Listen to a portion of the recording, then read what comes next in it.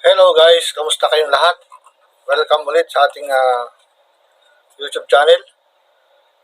At sa araw na ito ay balik tayo sa pagiging electrician at sa pagtuturo ng kahit kaunting kaalaman.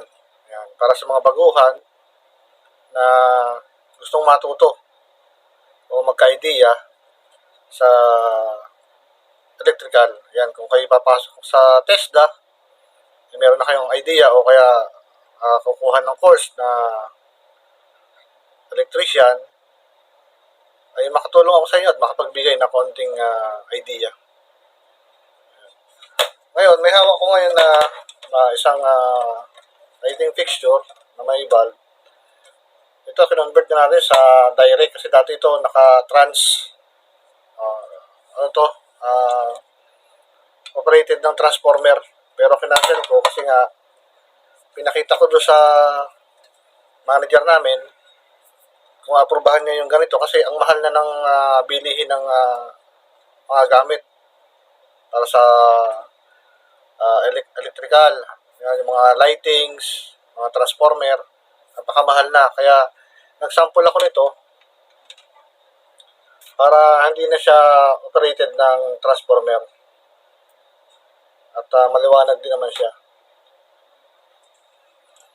Ngayon, papakita ko sa inyo pagka natapos natin isang video ng tutorial paano yung pagko-convert at pagda-direct ng operated transformer dati na gagawin natin direct to 20. At ngayon nga guys, ang ating pinaka-topic ngayon ay kung paano ang pag-wiring ng trigang. Ibig sabihin ng trigang, tatlong switch controlled by 3 bulb. Ito yung kanyang diagram.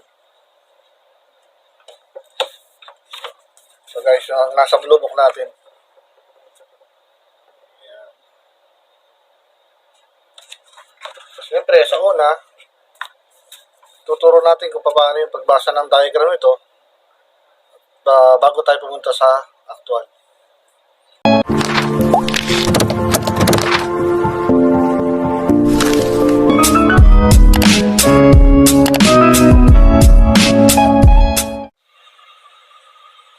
Tayo nga guys, andito na tayo sa tutorial ng pagbasa ng diagram.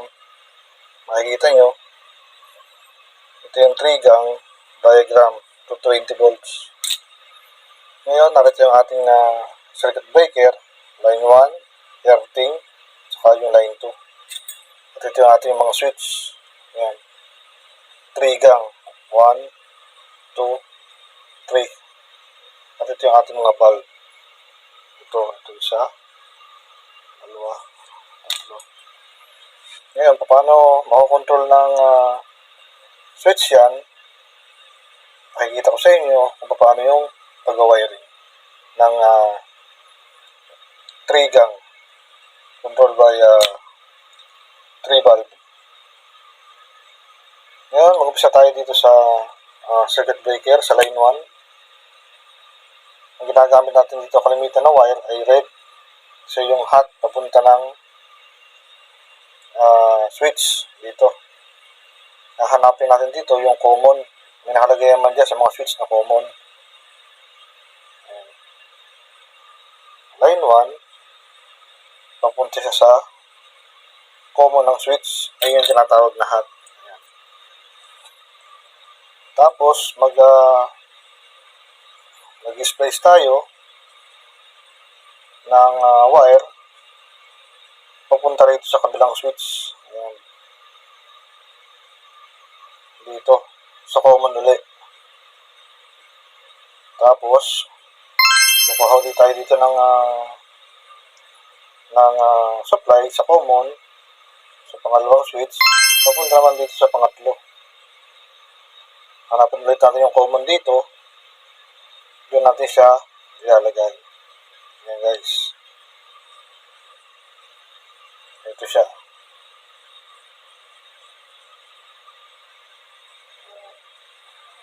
Ulitin natin.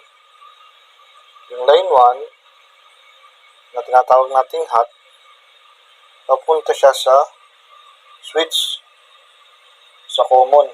May nakalagay diyang common. Doon natin siya ilalagay.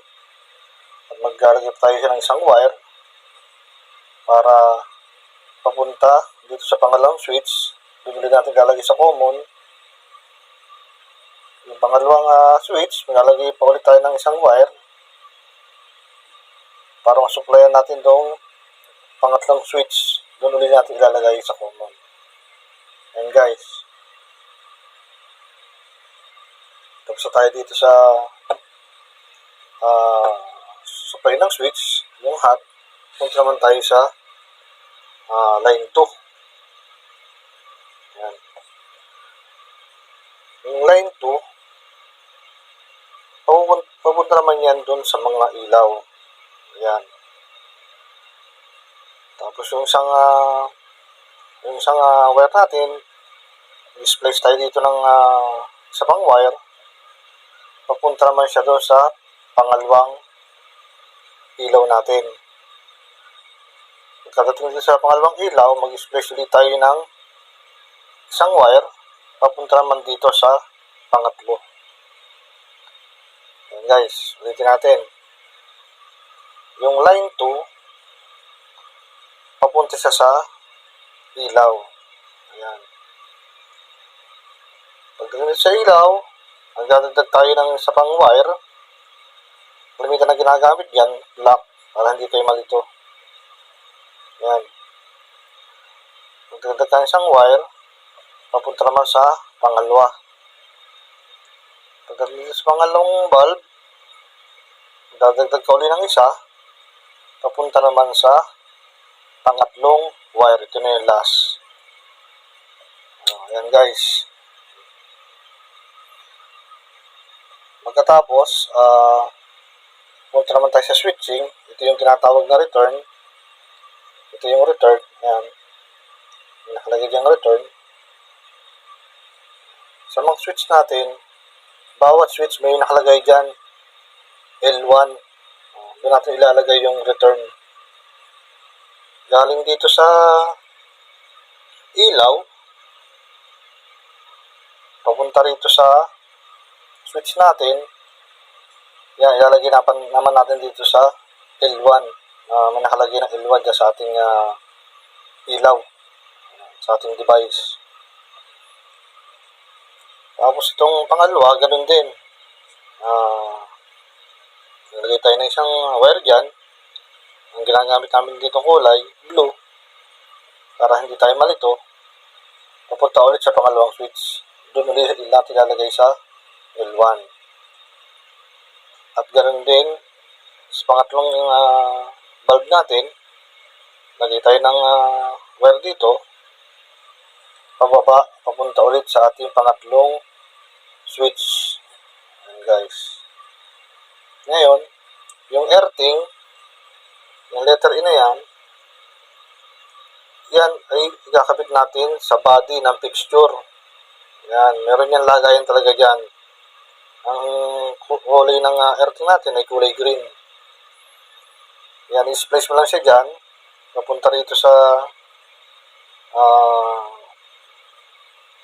pangalawang bulb natin ng fixture. Kabit natin doon. Tapos maglagay ulit tayo ng isang wire dyan ng earthing. Papunta ulit sa pangatlong fixture. Yan guys ang pagbasa ng 3-gang diagram. Kaya ngayon, pag inon mo itong ating circuit breaker, line 1, line 2, dadaloy na rito sa ilaw natin yung line 2. Yan. Dadaloy na siya dyan. Yung line 2 natin. Ngayon, itong line 1, pupunta siya rito sa switch natin. Magkakapower na itong linya na ito hanggang common. Pero pagdating dito sa switch, putol yan. Kasi hanggat hindi natin yan ino-on, hindi magkakaroon ng power itong return natin papunta sa valve.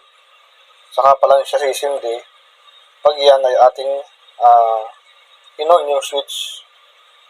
Yan ang trabaho ng switch.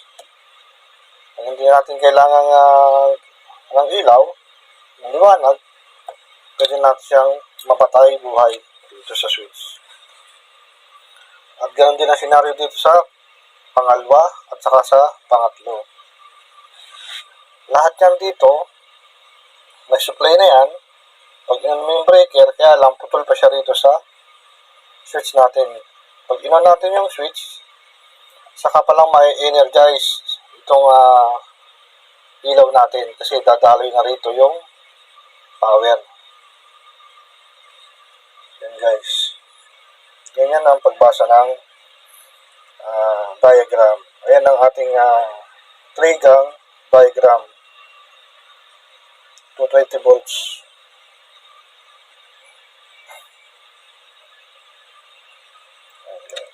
Sana nakuha niyo yung ating tutorial. At ang susunod naman natin ay yung pagwawiring ng actual.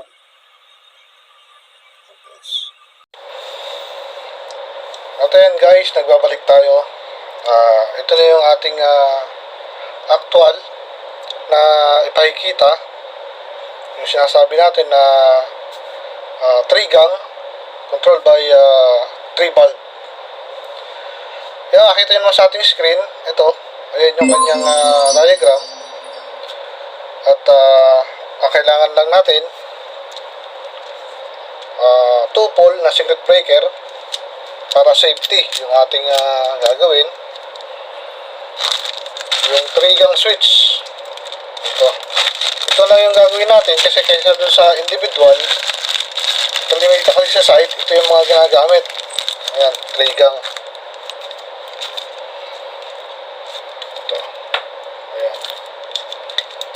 Bumili tayo para sa ating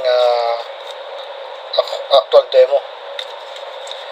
Tapos yung bulb holder natin, 3. Ito pa yung isa. Ayan. Para makita nyo kung ano yung itsura. Familiar naman kayo siguro dito. Ayan.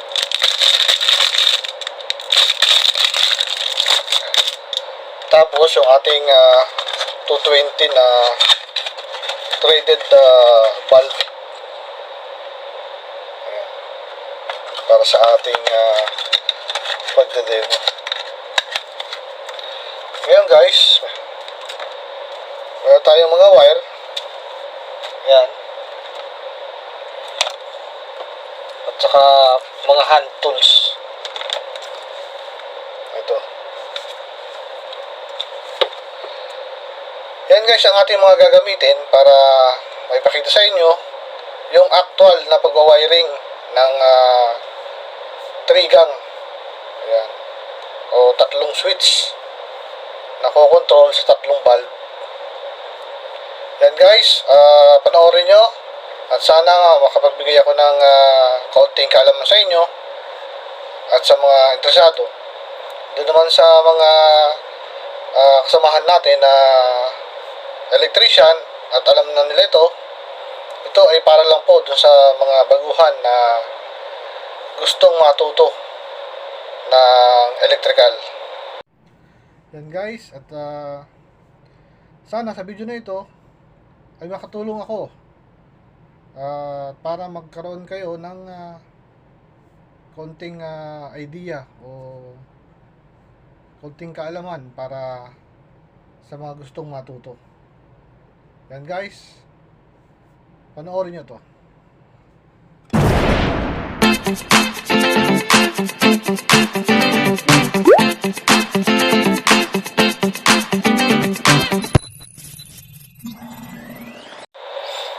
Ayan guys, i-prepare natin yung mga kailangan natin.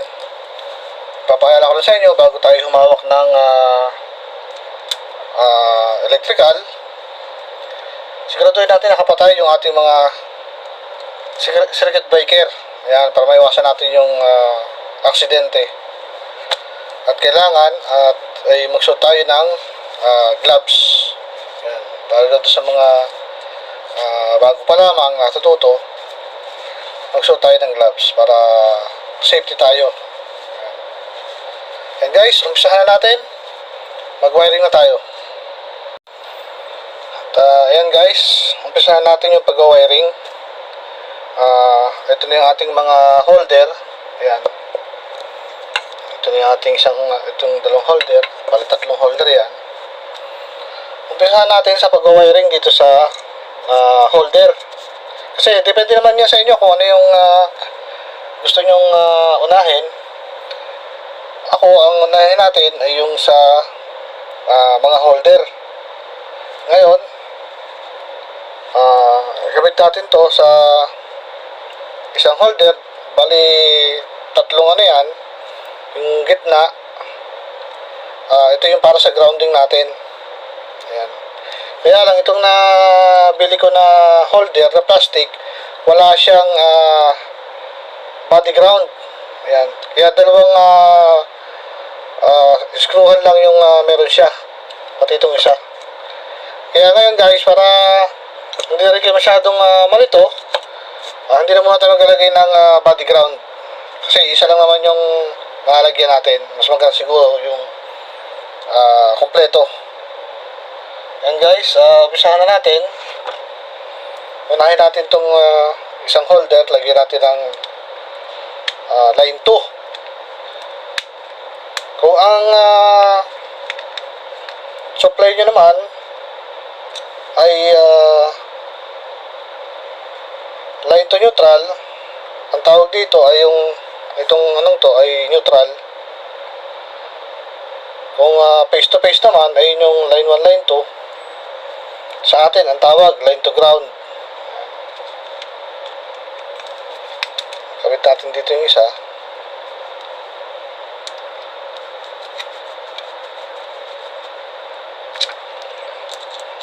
Ayan. Tapos splice lang natin dito sa kabila. Ayan dito.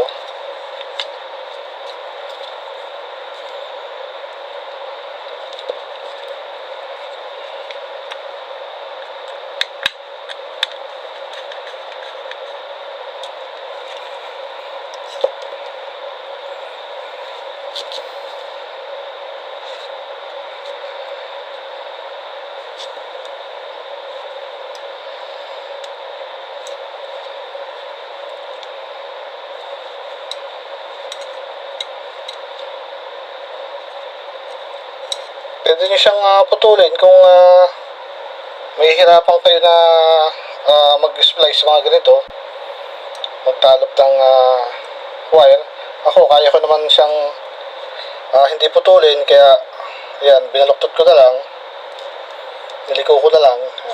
Tapos ilagay natin dito sa kabila.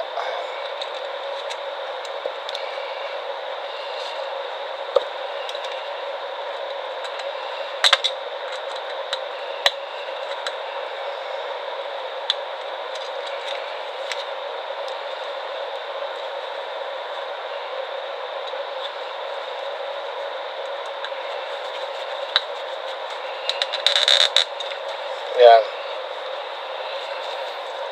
Tapos ilalagay ulit natin dito sa holder number 3.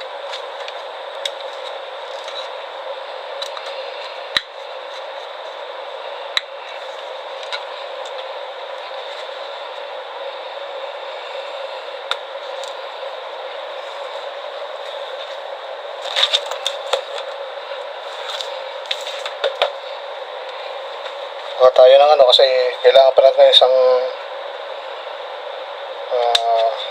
black wire kasi kapos yung isa. Taba natin ng konti kasi papunta na siya ng circuit breaker.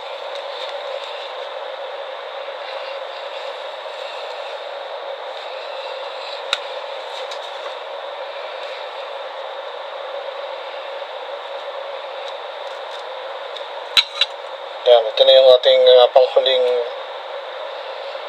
holder.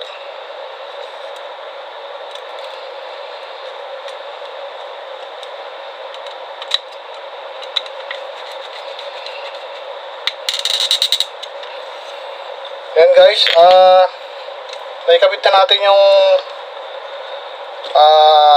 line 2 sa kanya-kanyang holder. Ayan.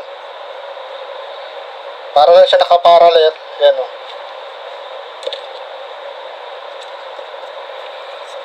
Ngayon,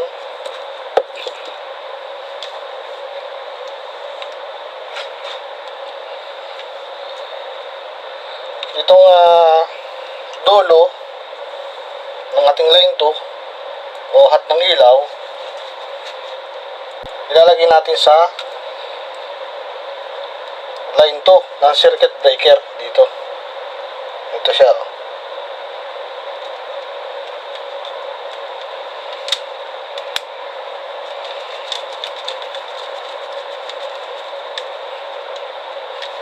Ayan guys. At ngayon guys, ang susunod natin yung line 1 para dito sa switch. Ayan. Kung makikita nyo rito, ayan, meron siyang minsan may nakalagay siyang common dito eh. Ayan, dito. Pero dito nakalagay lang L. Ayan, L lang nakalagay sa kanya. Dito naman mga 1. Ibig sabihin ayun yung sa return niya. Ngayon, lagyan na natin siya ng wire.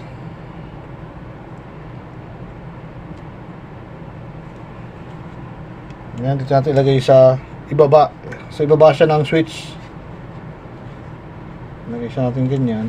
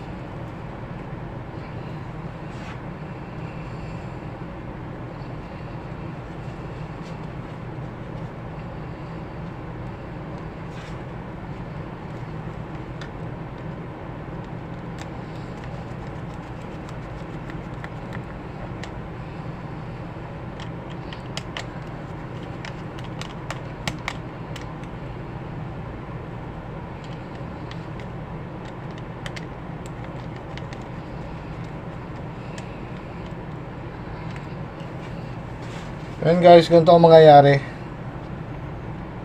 Ayan, ganyan.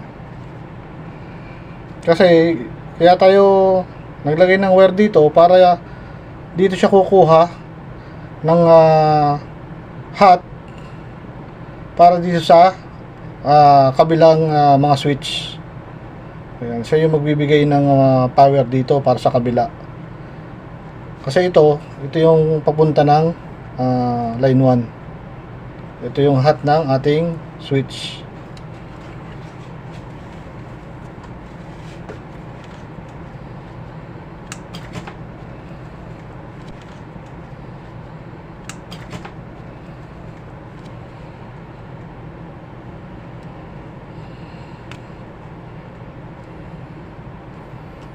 Yan guys, ilagay natin dito sa line 1.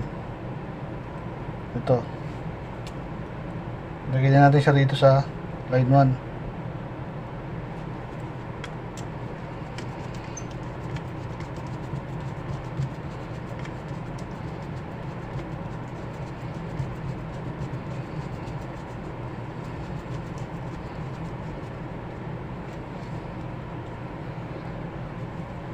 Ayan guys, nilagay na natin.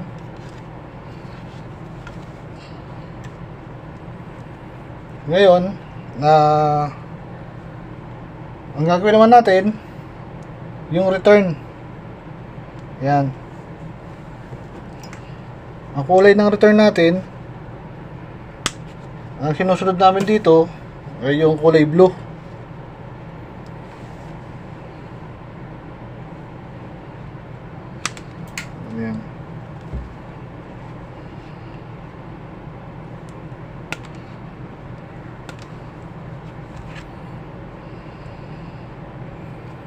Dito natin siya ilalagay sa kabilang tornilyuhan. Meron siya rito ano eh, sa pang tornilyuhan. Ayan ito. Lagyan natin siya dyan.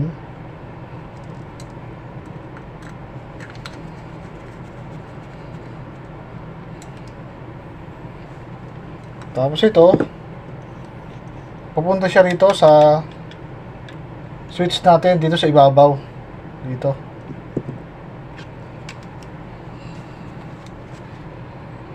May nakalagay dyan na 1. Yan. Sana masundan nyo ako guys para madali nyo matutunan. Kasi malaking bagay ito pag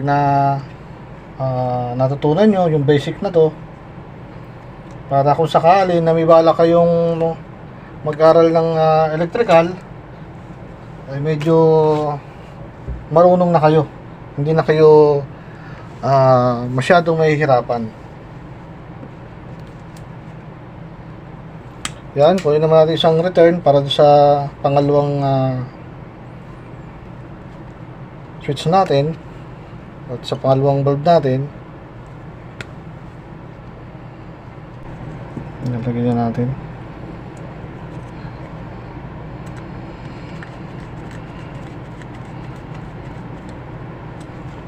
Ayan, tapos tayo sa pangalawa.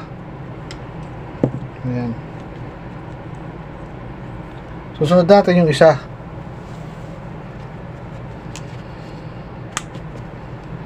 Ayan. Ito yung panghuling return natin para sa panghuling ilaw natin.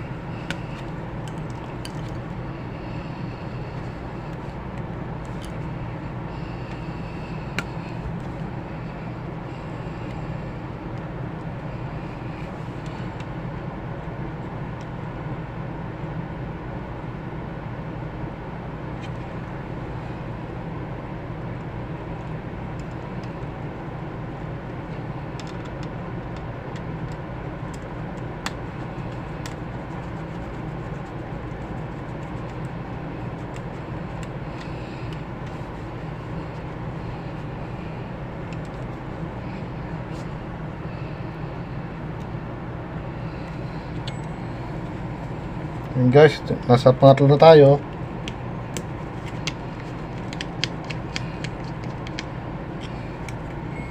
Ngayon, lagyan natin ganyan.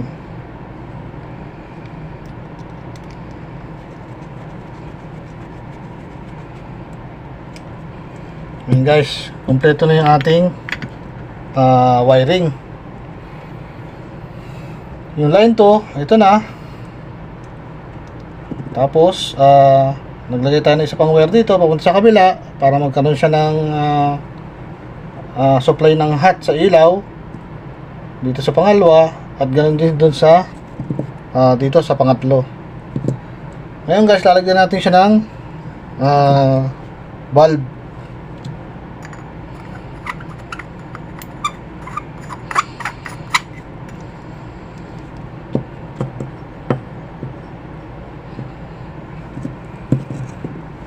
Lagyan natin yung bulb.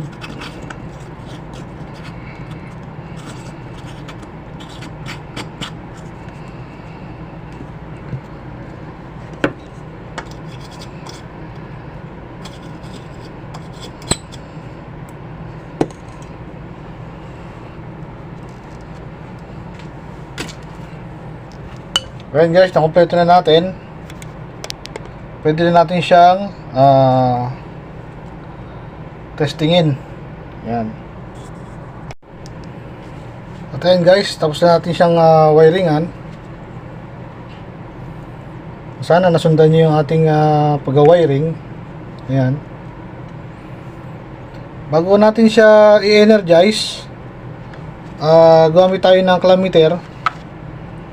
Lagyan natin sa continuity. At testingin natin siya kung meron siyang sabit o meron siyang shorted. Ayan guys. Ayan, hopefully wala naman. Kaya i-energize na natin. Nakapatay pa yung ating circuit breaker. Yan, buhayin na natin. Yan. Tapos, i-switch natin dito. Ito guys. Ito diba?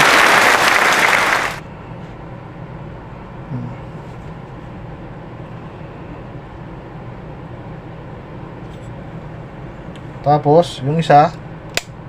Ayan. Ayan guys. Umiilaw naman siya. Ayan. Ngayon, patayin natin.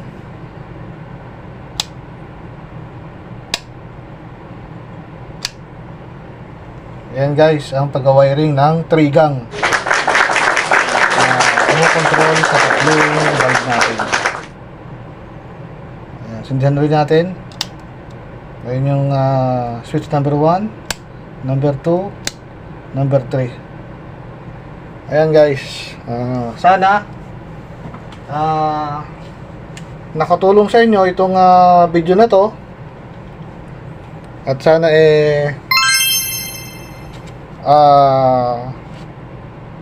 magawa nyo rin yan. At ayan guys, natapos na natin yung ating tutorial about sa trigang. Ayan. At hopefully po na nasundan nyo yung ating ginagawa. Ayan, para magkaroon kayo ng kaunting kaalaman about sa electrical. Yung mga gustong matuto, yung mga bago na interesado sa pagiging electrician. Yan, sana kahit papaano ako'y nakatulong sa inyo. Ito naman ay sinishare ko lang din. At kasi dati nanggaling naman ako sa pagiging, sabihin na natin na walang alam sa kuryente o sa electrical.